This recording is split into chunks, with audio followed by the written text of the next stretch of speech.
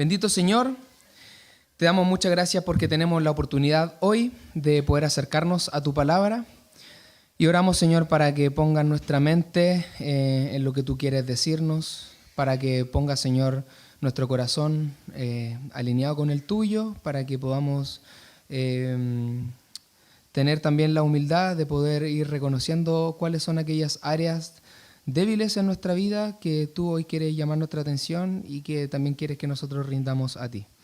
Oramos, Señor, para que tú nos dirijas, nos guardes, nos guíes. Te lo pedimos en el nombre de Jesús. Amén. Entonces, para hacer un pequeño contexto de lo que hemos estado viendo las semanas anteriores, en el capítulo 21, vemos la historia de David huyendo de Saúl, haciendo uso de sus recursos para escapar victorioso. ¿Cuáles fueron los recursos de David para poder escapar de Saúl? Que era el título de la predicación. Mentira. Hizo uso de las mentiras para poder escapar victorioso de Saúl. Y en el capítulo 22, que es lo que vimos la semana pasada, vimos las consecuencias de estos recursos que David usó, de la mentira, donde gente inocente murió por el descriterio de un rey loco, fuera de sí, y también en parte por las mentiras que David cometió, quien, según se nos narra en el capítulo 22, él se sintió culpable por el derramamiento de la sangre de los sacerdotes y de sus familias. Estamos hablando de los sacerdotes de Nob. El escenario en este pasaje no es muy distinto a lo que hemos visto anteriormente. Saúl sigue con sus planes de perseguir a David hasta matarlo. Sin embargo, David ahora usa los recursos de Dios para poder escapar victorioso de Saúl. La gran diferencia es que ahora David no solamente escapa de Saúl, sino que también David ahora corre hacia Dios, va hacia Dios. No solo escapa de Saúl, sino va hacia Dios para poder buscar su guía para saber qué decisión tomar en el siguiente paso. Entonces, quisiera que hoy reflexionemos acerca de la guía y la protección divina. Ese es el título de este mensaje, guía y protección divina. Y este es un bosquejo del pasaje, no de la exposición, para que podamos situarnos un poco en de qué se trata el pasaje. Entre los versículos 1 al 5 se nos narra cómo David salva a la ciudad de Keila. Posteriormente, cuando Saúl se entera que David está en Keila, Saúl intenta atrapar a David. Entre los versículos 6 al 14 se nos narra esa porción. Entre los versículos 15 al 18, David es consolado y fortalecido por Jonatán. Entre los versículos 19 al 26, vemos cómo Saúl persigue a David en el desierto, en Ores, y en otro desierto que se llama Maón. Y entre los versículos 27 al 29, vamos a ver cómo Dios libra a David de las manos de Saúl. Este es así está la historia. Y si uno la pudiera dividir, a mí creo que es un buen hábito en la lectura bíblica ir marcando. Yo de repente les marcaba como un paréntesis, como a las porciones que hablaban de un mismo tema. Entonces quizás esta es una buena forma de poder resumir, entre comillas, el pasaje. ¿De qué trata? ¿De qué trata el capítulo 23? David escapa de Saúl y está en ese orden. Entonces, identifiquemos los personajes de esta historia. Tenemos a Saúl, que es el rey de Israel, un rey que fue ungido por Samuel, pero que está lejos de ser la figura de rey que el pueblo de Israel esperaba y que Dios también quería para su pueblo. Tenemos a David como el futuro rey de Israel. Recordemos que también David fue ungido, él ya fue ungido para ser rey.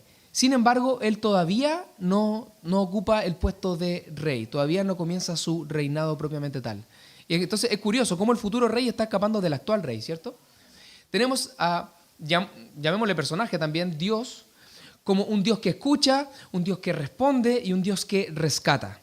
Y también tenemos a un cuarto personaje, a Jonatán, quien es el hijo de Saúl, el actual rey, pero es fiel al futuro rey, es fiel a David, a su mejor amigo.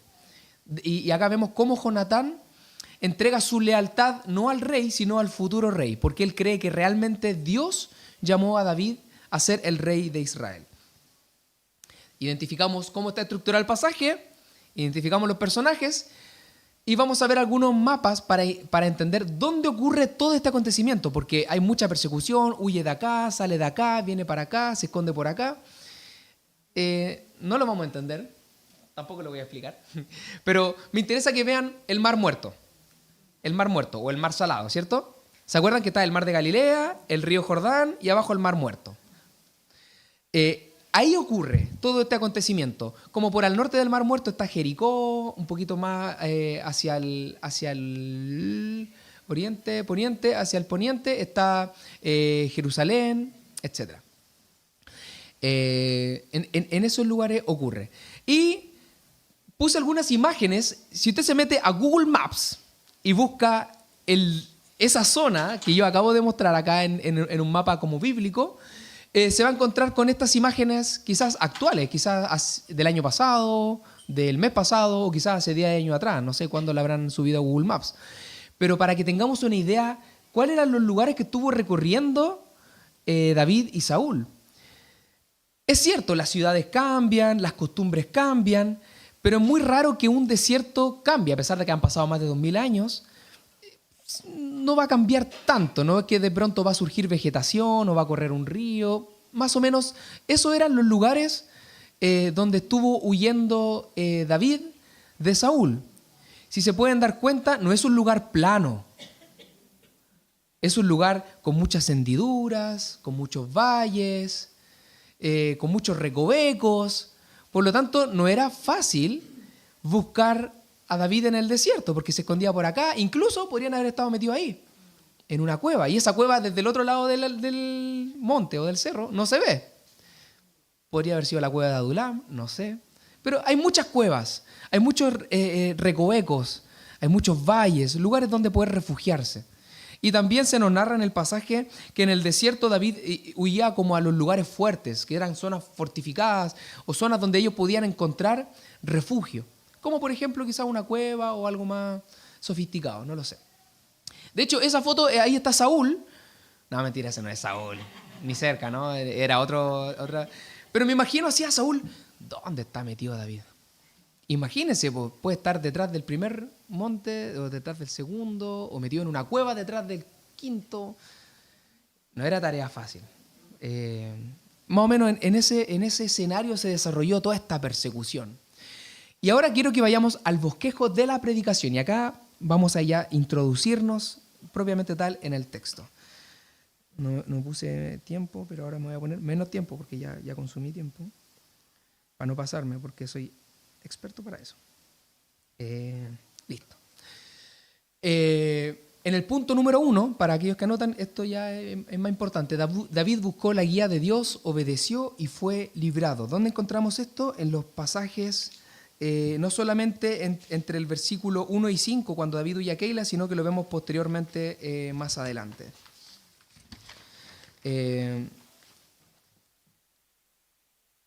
Tenemos a un David que oye que los filisteos están atacando la ciudad de Keila. Keila era una ciudad donde habían eras. Las eras eran estos espacios circulares donde antiguamente se separaba el grano de la paja en los cereales. Entonces en esos lugares corrían animales y usaban algunos otros instrumentos para poder ir pisando, separando el trigo y separaban el grano de lo que debía desecharse. Las eras de trillar eran espacios esenciales en la agricultura tradicional donde se realizaba un trabajo comunitario.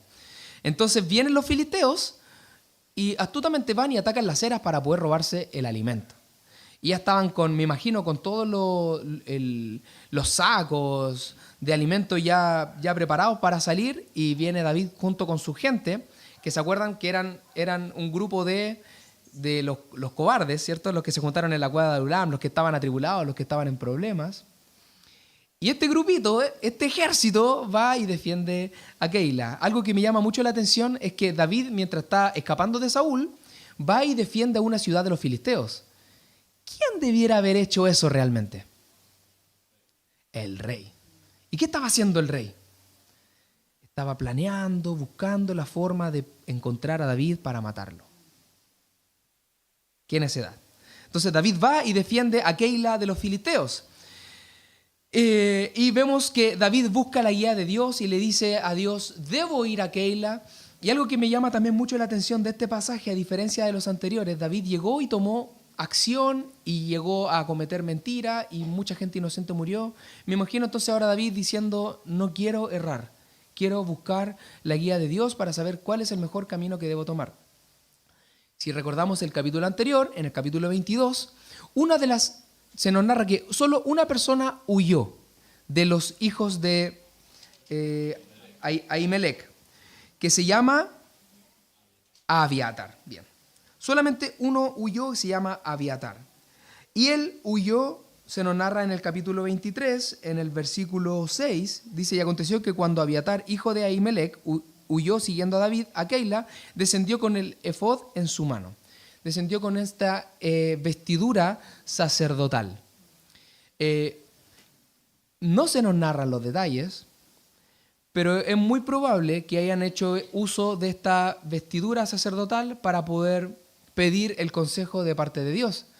En la vestidura sacerdotal tenían dos bolsillitos, uno con el Urim y otro con el Tumim, que eran unas piedras que eran usadas para poder como ver qué es lo que Dios quería revelar a los sacerdotes y por ende también a su pueblo. Entonces muy probablemente todo esta de que David consultó y que Dios respondió se pudo haber dado por esto, por el Urim y el Tumim. No sé cómo funcionaba, no sé si la piedra se prendía, vibraba, si mandaba un mensaje de texto, no lo sé, no sé cómo funcionaba. Tampoco sé si realmente quizás David hablaba y Dios le hablaba también audiblemente, como lo hacía con Moisés, que tenían un diálogo. No sé, no se nos narra. Lo que sí quiero que destaquemos es que David buscó la guía de Dios. David fue a Dios a preguntarle, Señor, ¿debo ir y defender a Keila? Y cuando sus hombres dijeron, no queremos ir porque tenemos miedo, David va una vez más y le pregunta y Dios le dice, anda porque yo los voy a entregar en tus manos. Eso se nos dice en el versículo 4. Entonces David volvió a consultar a Jehová y Jehová le respondió y dijo, levántate y desciende a Keila, pues yo entregaré en tus manos a los filisteos. Entonces tenemos a un David que consulta a Dios, busca su guía, obedece y es librado. Posteriormente, vamos a ir un poco más adelante en el pasaje para tomarnos de este mismo punto. Cuando Saúl se entera de que David está en Keila, Saúl dice, aquí está, en una ciudad amurallada, no tiene escapatoria, voy a ir y lo voy a perseguir y lo voy a matar. Y David vuelve a consultar a Dios. Y dice en el versículo 10, y dijo David, Jehová, Dios de Israel, tu siervo tiene entendido que Saúl trata de venir contra Keila y destruir la ciudad por causa mía. ¿Me entregarán los vecinos de Keila en sus manos? ¿Descenderá Saúl como ha oído tu siervo? Jehová, Dios de Israel, te ruego que lo declares a tu siervo. Y acá tenemos la respuesta de Dios. Y Jehová dijo, sí, descenderá. Y luego le vuelve a preguntar, ¿me van a entregar? Y le dice, sí, te van a entregar. Quiero que rescatemos cómo David buscaba la guía de Dios y consultaba a Dios, y no solamente él escuchaba a Dios, sino que también él obedeció, y en su obediencia también él fue librado. Y de este punto quiero que veamos un subpunto, la protección divina a la manera de Dios, porque algo que también es muy llamativo, uno puede decir, sí, Dios me protege, y David quizás con tu autoridad podría haber dicho, sí, Dios me protege.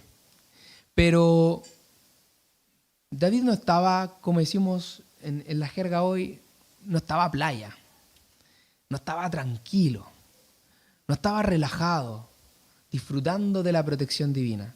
Tenemos a un David huyendo en el desierto de Saúl. No sé cómo se imaginan eso. Es distinto huir y quizás si hay pastito, pongo mi carpita, en la mañana me hago unos huevitos en la pailita. No era quizás la condición. Había frío en el desierto, mucho viento. ¿Dónde dormían? Entre las piedras, entre algunos escorpiones. David sí disfrutó de la protección divina, pero disfrutó de la protección divina a la manera de Dios. Y yendo ya al final del pasaje, para poder destacar este punto muy importante, cuando Saúl estaba a punto de encontrar a David y Saúl tenía cercado a David por ambas partes, se le dio aviso a Saúl de que estaban viniendo los filisteos y Saúl se retiró y David fue librado de la mano de Saúl. Aún hasta el último momento, aún hasta cuando ya David tenía al ejército de Saúl encima, me imagino con temor, sin saber qué es lo que va a pasar, Dios protegió a David. Pero la protección divina a la manera de Dios. De pronto nosotros quisiéramos como que el Señor tenga cuidado y nos proteja, librándonos de todo dolor, librándonos de toda aflicción, librándonos de toda ansiedad. Yo no sé si David en ese momento estaba libre de ansiedad. Me lo imagino muy ansioso. No sé si David estaba libre de dolor, de cansancio, de estrés, de agotamiento. Creo que no. Pero Dios lo libró. Y esto me hace pensar en la protección divina, pero a la manera de Dios. Nosotros de pronto queremos que sea de una forma, pero Dios tenía pensado otra cosa para David. Y después en los Salmos hay muchos pasajes donde él alaba a Dios y por cómo ha sido protegido por Dios. Y alaba su misericordia y alaba su gracia, pero no sin haber pasado por el dolor, por la prueba, por el cansancio. Así que hermanos, si tú estás experimentando también alguna clase de sufrimiento, de agotamiento, de estrés, de dolor, el Señor prometió protegerte. El Señor es tu buen pastor. Él te guía por el camino correcto. Él te va a sustentar. Pero escúchame, Él va a protegerte a su manera y va a permitir que pases por ciertas cosas, pero Él prometió protegerte. Y aún si llegaran a tocar tu vida, nuestra seguridad y nuestra certeza no está en esta tierra. Tenemos la esperanza y la confianza de que nuestro Dios nos asegura para siempre en su presencia, en el futuro, en la eternidad. Aun cuando lo terrenal parezca ya sin remedio, eternalmente nosotros estamos seguros. Pablo lo decía, que estamos escondidos con Cristo en Dios. Tenemos esa certeza, esa confianza que el Señor nos protege, pero a su manera. Vamos a ir a este segundo punto. Vemos a un David que buscó la guía de Dios, obedeció y fue librado. Pero también tenemos en contraste a un Saúl que no buscó la guía de Dios, malinterpretó y fracasó. ¿Por qué este punto? Lo vamos a explicar. Si se pueden fijar en el versículo 7, cuando dice, fue dado aviso a Saúl que David había venido a Keila, entonces dijo Saúl, Dios lo ha entregado en mi mano, pues se ha encerrado entrando en ciudad con puertas y cerraduras. Y convocó Saúl a todo el pueblo a la batalla para descender a Keila y poner sitio a David y a sus hombres. Saúl no buscó la guía de Dios y malinterpretó una situación. Supo y escuchó, en realidad le llegó el anuncio de que David estaba en Keila y el que malinterpretó. Dios ha entregado a David en mis manos. Tomó una situación, un hecho, y lo interpretó a su antojo.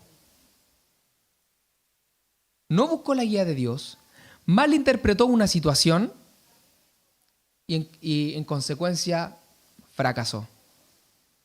Saúl fracasó. Y más adelante, en el versículo 21, cuando siguen en esta persecución y David está escondido en otro desierto, está en el desierto de Zif, y viene la gente de Zif y va y le dice a Saúl, Saúl, David está acá en nuestras tierras, anda y atácalo. Nosotros te podemos decir dónde está. Y en el versículo 21 dice, y Saúl dijo, bendito seáis vosotros de Jehová, que habéis tenido compasión de mí. Una vez más, malinterpretando una situación. Bendito seáis vosotros de Jehová, como diciéndole, ustedes son la herramienta que Dios usó para bendecirme a mí también. al darme esta maravillosa noticia para que yo pueda atrapar a David. Saúl no buscó la guía de Dios, malinterpretó las situaciones, los hechos y fracasó. Ahora, aquí ya tenemos un gran contraste y quizás cada uno de nosotros pueda sentirse identificado o con Saúl o con David. ¿Con quién te sientes identificado? ¿Buscas la guía de Dios para las decisiones que tomas en tu vida? ¿Buscas su consejo? ¿O quizás no buscas su consejo? ¿Ves que suceden cosas alrededor, las malinterpretas y crees que ese es el camino que Dios te está indicando? No sé cómo andar más en este punto, pero solo les comparto un testimonio. Tiempo atrás, cuando tomé una decisión importante de mi vida, sin consultar a Dios, sin buscar su guía, pero viendo, mientras estaba tomando esta decisión y estaba seguro de lo que estaba haciendo, veía un atardecer hermoso, precioso. Este fue lo que yo pensé. Quizás no busqué la guía de Dios para esta decisión que estoy tomando, pero veo este atardecer y veo que Dios es soberano, Él está arriba en los cielos, yo soy su hijo amado, Él me bendice y Él me va a bendecir en esto que estoy emprendiendo. Fue un atardecer y lo malinterpreté yo pensando como Dios está conmigo en esto que estoy haciendo. No busqué la guía de Dios y cometí un error muy grande.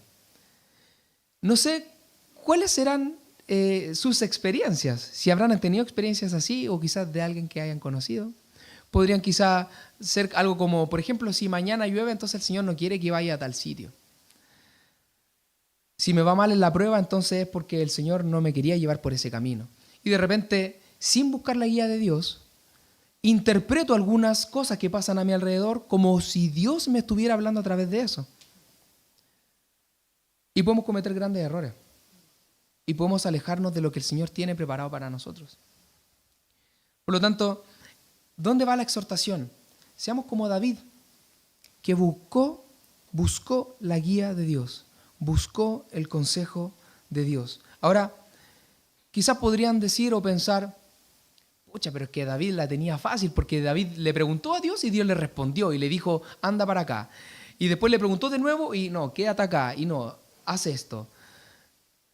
Estoy seguro que quizás en más de alguna ocasión cuando usted ha orado pidiendo al Señor dirección, se ha muerto de ganas por tener esta misma experiencia. Señor, aunque sea una voz suavecita, fuerte, da lo mismo, que se abra un poquito el cielo, que se despliegue y que me muestre por dónde debo ir.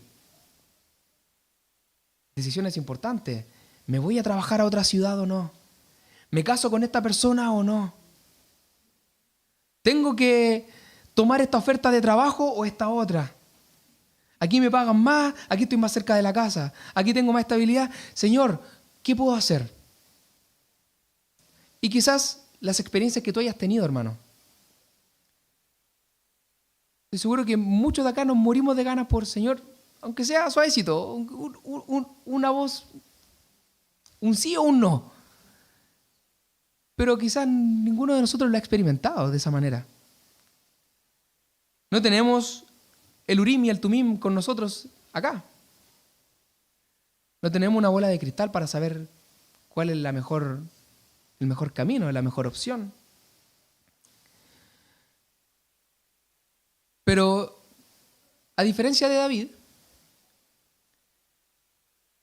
nosotros tenemos la revelación completa de la palabra de Dios. David tenía... Acá está Deuteronomio. David tenía esto, esta porción. Nosotros tenemos todo el resto. Y en la palabra de Dios nosotros encontramos todo lo que Dios ha querido revelarnos a nosotros.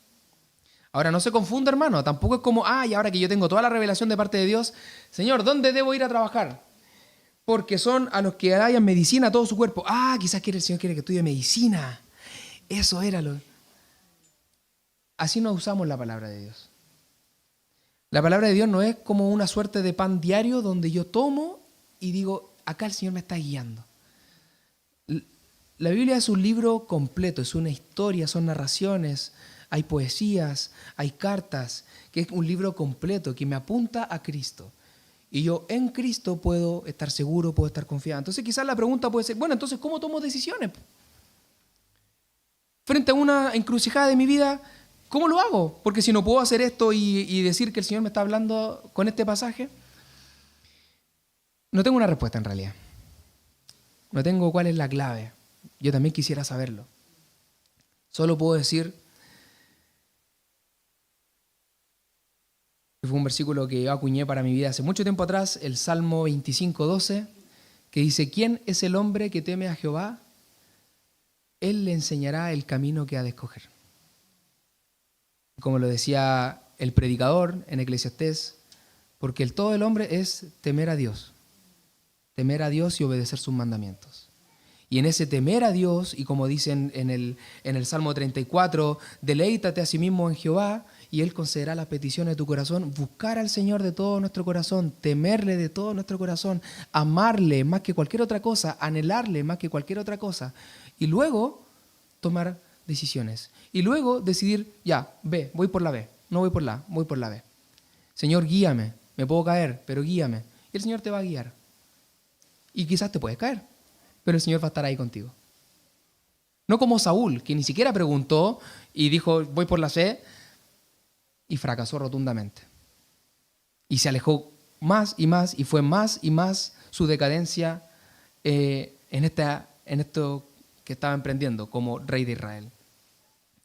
Entonces, tenemos este gran contraste. David buscando la guía de Dios, Saúl no buscando la guía de Dios, malinterpretando los hechos y fracasando rotundamente. También tenemos un punto más que quisiera en lo cual poder enfocarnos. Entre los versículos 15 al 17 se nos narra cómo David recibió el consuelo de su amigo Jonatán. Algo muy curioso.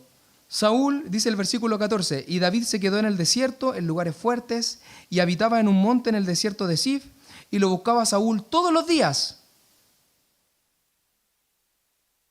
Pero Dios no lo entregó en sus manos. Acá está la protección divina, pero hacía énfasis a otro punto. Saúl lo buscaba todos los días. Lo buscaba y no lo encontraba. Versículo 15. Viendo pues David que Saúl había salido en busca de su vida, se estuvo en Ores, en el desierto de Sif. Entonces se levantó Jonatán, hijo de Saúl, y vino a David a Ores. Y lo encontró. Y Jonatán sí lo encontró de una. Fue y lo encontró. No se nos dice más detalle. Saúl lo buscaba todos los días y no lo encontró. Y Jonatán fue y lo encontró. Y fortaleció su mano en Dios. Y le dijo, no temas, pues no te hallará la mano de Saúl mi padre, y tú reinarás sobre Israel, y yo seré segundo después de ti, y aún Saúl mi padre así lo sabe. Es muy interesante porque David estaba escapando en el desierto, con muchas necesidades seguramente, con muchas incomodidades, y se está escapando de Saúl y su ejército. Quizá algo que podría haber necesitado de Jonatán es armas, tráeme armas, o tráeme vestuario porque hace frío acá, o tráeme alimento.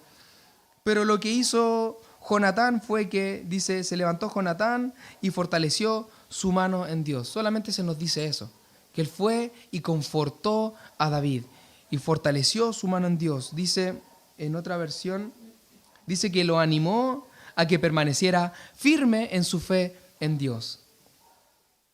Ahora, ¿qué fue lo que le dijo Jonatán que fortaleció tanto a David? Jonatán le dijo, no temas, pues no te hallará la mano de Saúl mi padre, y tú reinarás sobre Israel, y yo seré segundo después de ti, y aún Saúl mi padre así lo sabe. Tú reinarás sobre Israel. ¿Le dio una nueva revelación Jonatán a David? ¿Qué piensan ustedes? No. David ya sabía eso, si David había sido ungido por Samuel. David ya sabía que él iba a ser rey de Israel, solo que no entendía por qué estaba huyendo en el desierto del actual rey de Israel. Pero David ya sabía eso. Entonces algo interesante que podemos notar y quizá traer a nuestras vidas es que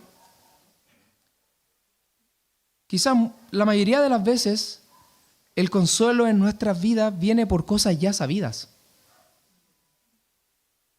No viene por nuevas revelaciones que el Señor haga a nuestra vida.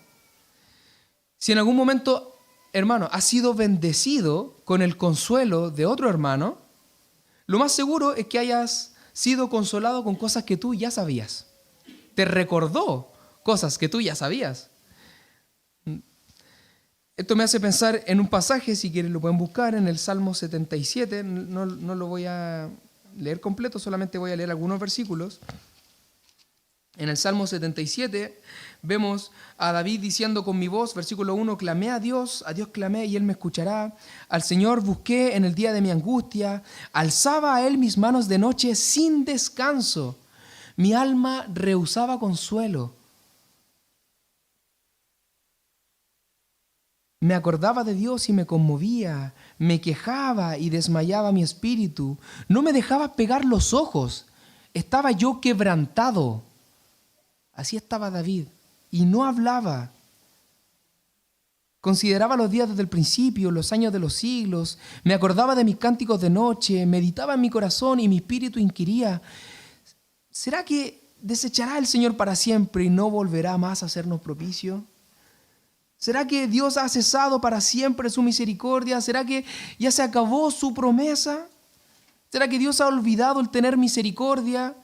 ¿Que ha encerrado con ira sus piedades? A propósito, este Salmo 77 yo no estoy seguro que lo haya escrito en el desierto, pero quizás en otra experiencia David. Puede haber sido en esta o en otra, no lo sé. Pero esto quiero llegar al versículo 10. Dije, enfermedad mía es esta. Traeré pues a la memoria los años de la diestra del Altísimo. Me acordaré de las obras de Jehová. Sí, haré yo memoria de tus maravillas antiguas. Meditaré en todas tus obras y hablaré de tus hechos. Oh Dios, santo es tu camino. ¿Qué Dios es grande como nuestro Dios? Tú eres el Dios que hace maravillas. Y sigue ahí con el capítulo 77 del Salmo. ¿Por qué traje este pasaje? Porque como mencioné, el consuelo muchas veces viene por cosas ya sabidas. Así como David, en un momento de desconsuelo, en un momento de abatimiento, ¿qué hizo él? Traeré a la memoria todo lo que Dios ha hecho. Recordaré cómo Dios me trajo a su encuentro. Recordaré cómo Dios me puso en una iglesia. Recordaré cómo Dios puso a mi lado a alguien que me discipulara, y quizás no con un discipulado formal, pero alguien que me encaminara. Recordaré cómo Dios trajo a personas que oraron por mí. Recordaré cómo Dios me nutrió con su palabra. Recordaré cómo Dios respondió mis oraciones. Recordaré cómo Dios ha estado conmigo siempre.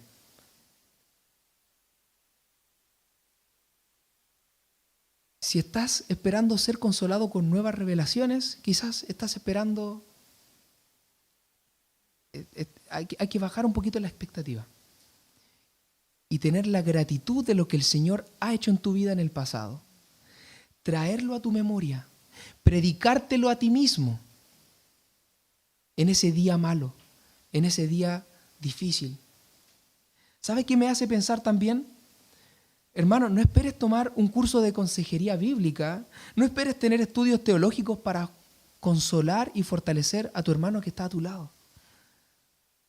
Lo más probable es que necesite tu compañía. Lo más probable es que le recuerdes cómo el Señor le ha bendecido, cómo el Señor ha estado con él.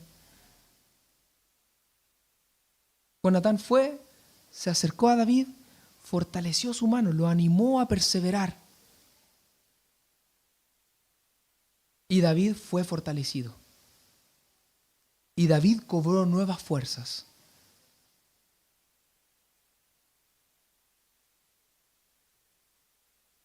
Como último punto,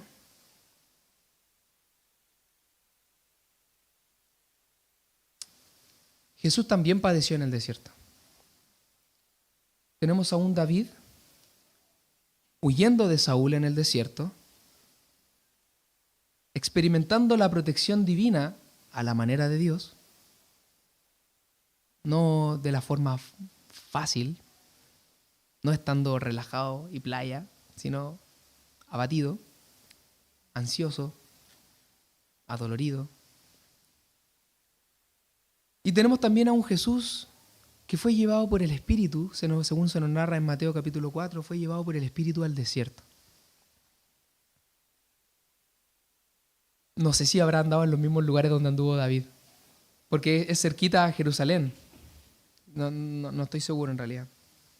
Pero sí estuvo en un lugar desolado, un lugar desértico. Y si es desierto, me imagino que no había ríos, no había vegetación para confortarse del sol, no había alimento. De hecho, se nos narra que Jesús en el desierto tuvo hambre. Y la principal tentación de Satanás fue: convierte estas piedras en pan. Estás muerto de hambre, llevas 40 días acá, ¿qué estás haciendo? ¿Tú eres Dios? ¿Puede ser que esta piedra se convierta en pan? Y te sacias y recuperas tus fuerzas y sigues adelante. Jesús también pasó por el desierto. También pasó por necesidad. También tuvo hambre. También tuvo frío.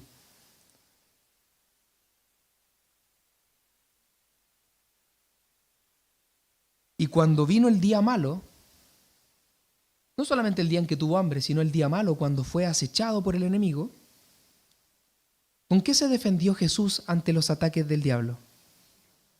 Con la palabra de Dios.